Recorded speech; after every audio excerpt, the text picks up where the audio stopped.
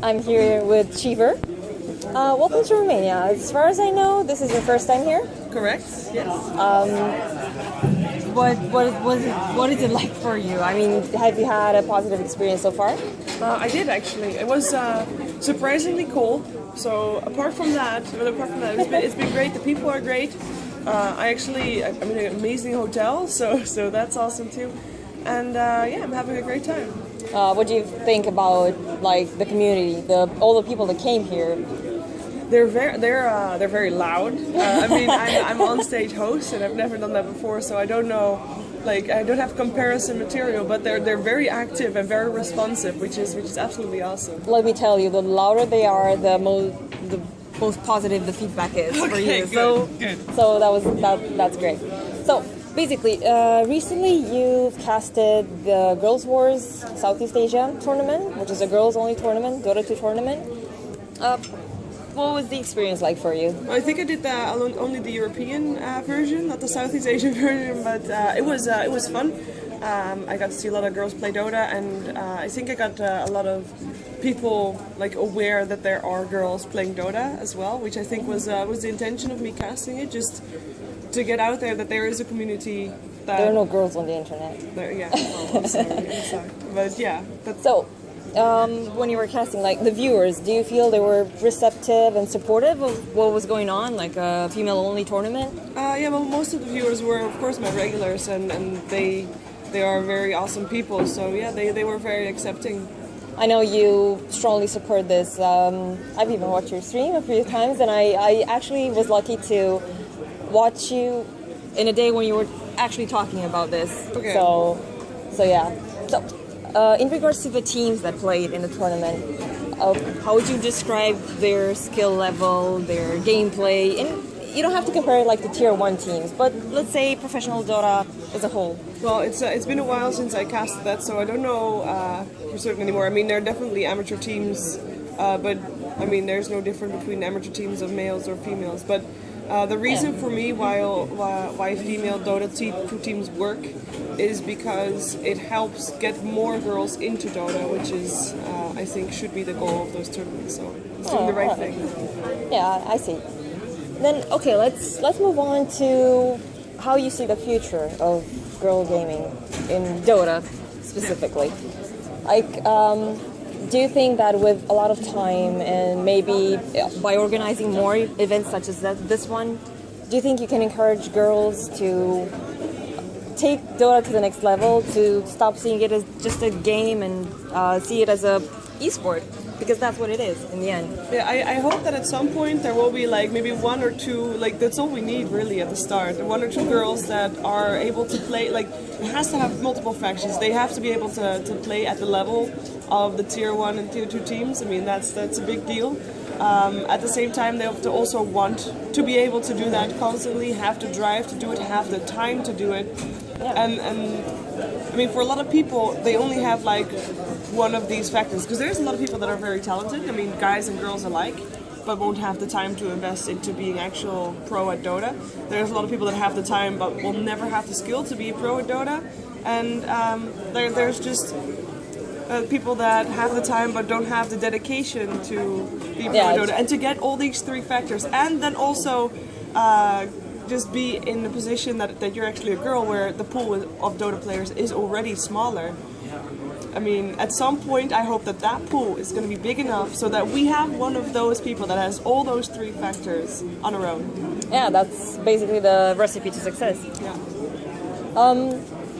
Why do you think there are not so many girls in the gaming scene in general, not just Dota?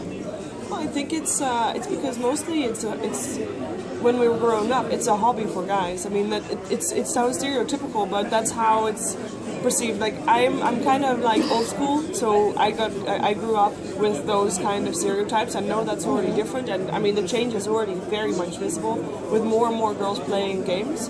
Yeah. But I think that's the reason why we see less, because obviously for example, the generation before me, okay, I don't know if there was one that actually actively played Dota games, or video games, but in terms of role models, there haven't been a lot of people there. So, for example, I didn't have a lot of people to look up to think like, oh my God, what she does. I want to do that too. Like, basically, you only have guys, so you don't really see it as a thing for girls. And I think when that mindset changes, that's when we really get somewhere. And I think that's already slightly changes. It only takes time. And that's the downside of it, I guess. So you're saying that maybe the future generations, the ones who are younger than us right now, are actually going to be more active on this level. Oh, definitely. I'm expecting any day now that there's going to be a girl come up and she's going to be amazing at casting, and people will accept casting from a girl because they're starting to get used to it by now. Or she's going to be amazing at playing the game and she's going to do amazing things. So I'm waiting for that, like that one girl. All right, I see. Now I have one more question for you in regards to girls rising to the professional Dota level. Do you see this happening in the girls team only, like girl-only teams, or would you like to see mixed teams at one point? I think, for the qualities that I just mentioned, those 3 points, it's already so difficult to find one person that can like have all these qualities. Getting 5, and then also having those 5, like there is a lot of guys that have those 3, but can't work together.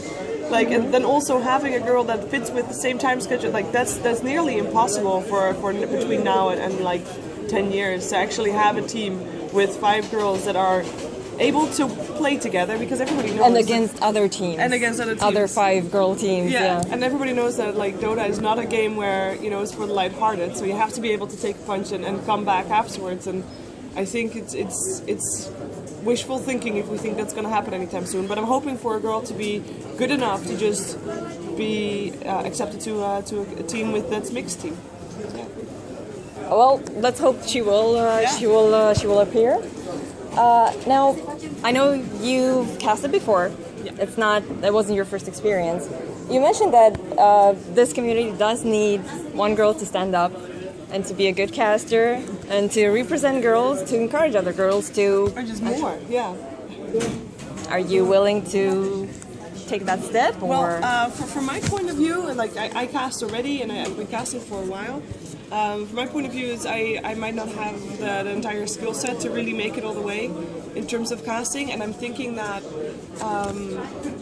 I like to think, like it sounds maybe very pretentious, but that I may be paving the way to make it smoother for whichever girl comes after me to basically start casting as well, and then have all the things working for her and be able to. Why do you say that you don't have what it takes? Well, I don't know. I think that if I did, then I would have been doing better in casting already. So I don't know. It's different. I'm not going to stop casting because I really love doing that, and I think also it makes me a better host and a better interviewer as well. If I cast, I learn more about Dota. And even a better player. The better player, definitely as well. Yeah, you actually get to learn a lot from casting. All right, well, that's about it. If you have anything to add, any shout-outs to anyone? Well, shout out to people who follow and support me. You're awesome, and keep being awesome. And thank you for doing the interview. Oh, thank you very much. Thank you.